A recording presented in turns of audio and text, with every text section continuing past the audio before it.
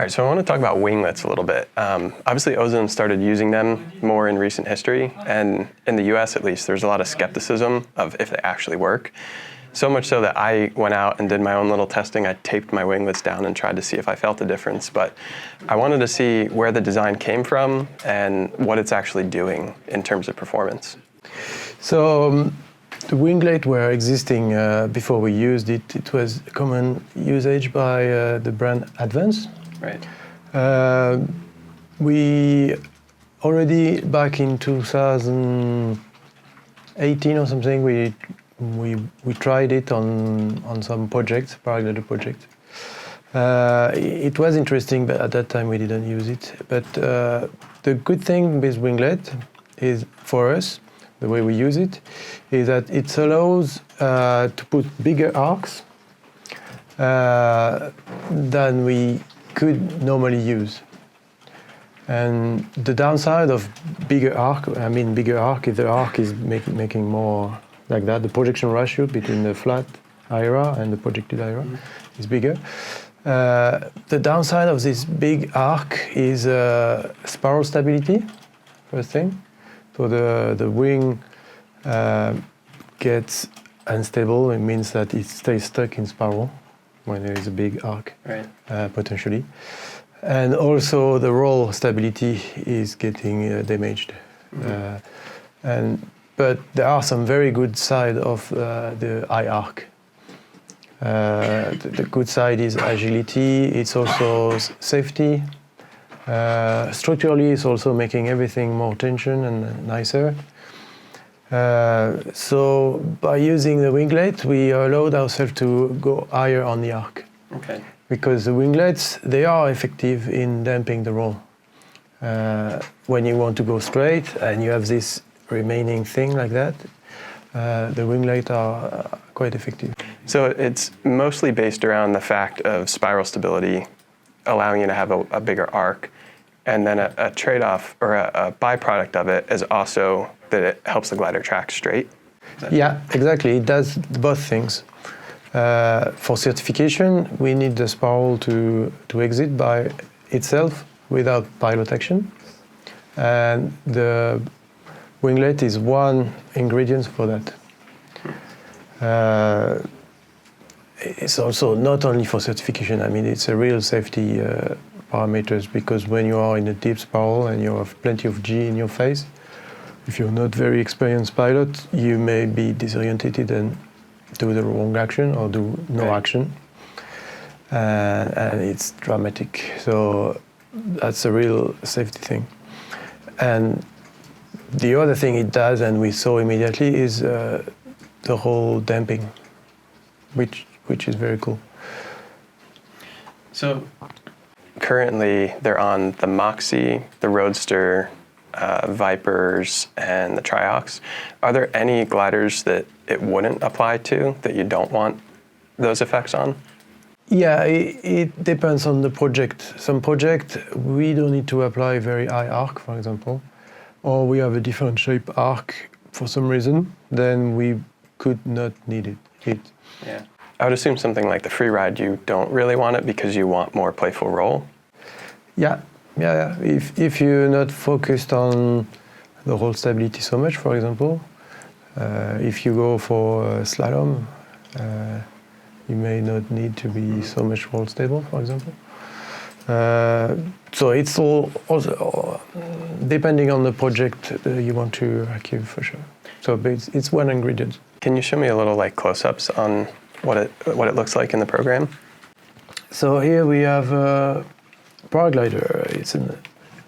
It's a Delta 5. So it's this one. It's a quite short winglet. It's a resale winglet. And it looks like it's kind of high up on the span. Is there any trade-off to where you put it? Yeah, it's an important choice, because here we have better pressure. On this rib we have some things that reduce the pressure on the wingtip, and we have better pressure here, the air pressure. Right. And so on this place the winglet stays stronger. So the other part of the winglet is it can catch up a little bit of the side angle of the flow due to the limited aspect ratio. Mm-hmm. And this can compensate for their own drag a little bit. Interesting.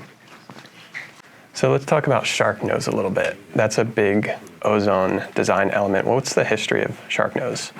Shark nose comes back in 2010, end of 2010, while developing competition wings.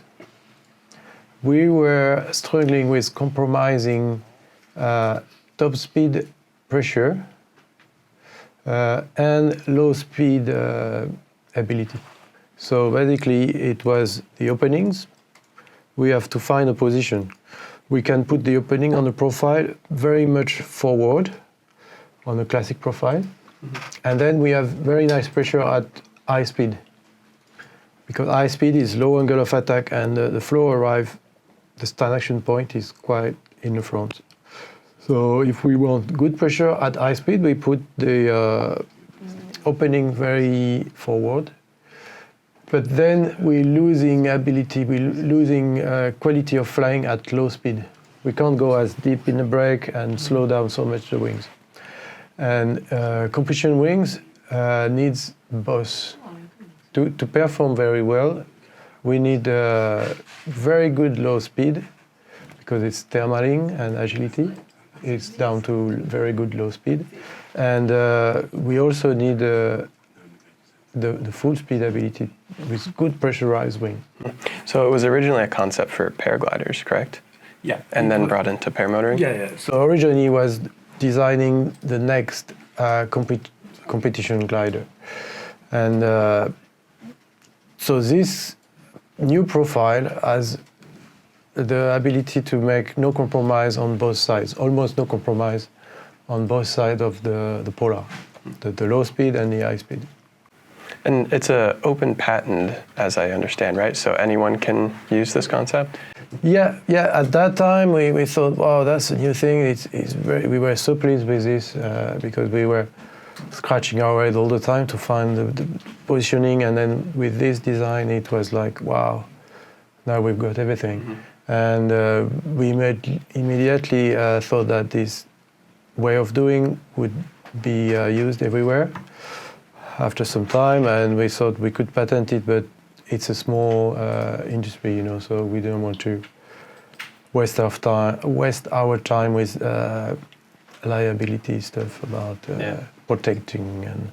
But we also wanted to make a point that we had invented it. So we did a patent, and we kindly asked our competitor if they could put a sticker in their wing, like shark nose, Ozone technology or something like that. Yeah, but awesome. Then we did just that. Yeah. Can you show the profile on here in the model?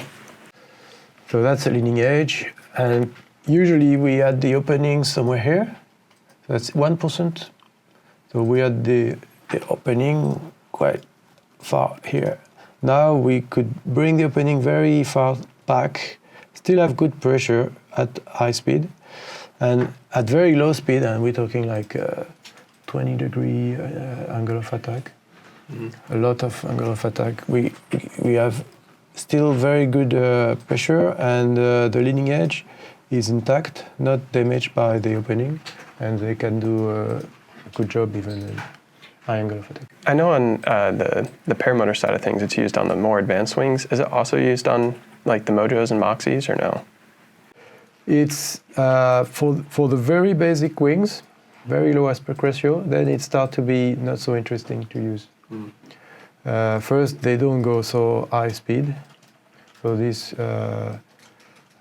is not relevant so much. And also, there is a scale effect with aspect ratio where when the wing goes small aspect ratio, the ratio of the volume inside is bigger. There is much more volumes compared to openings. And so we need bigger openings for inflation quality. And when the openings are very big, then the concept of shark nose starts to be ineffective.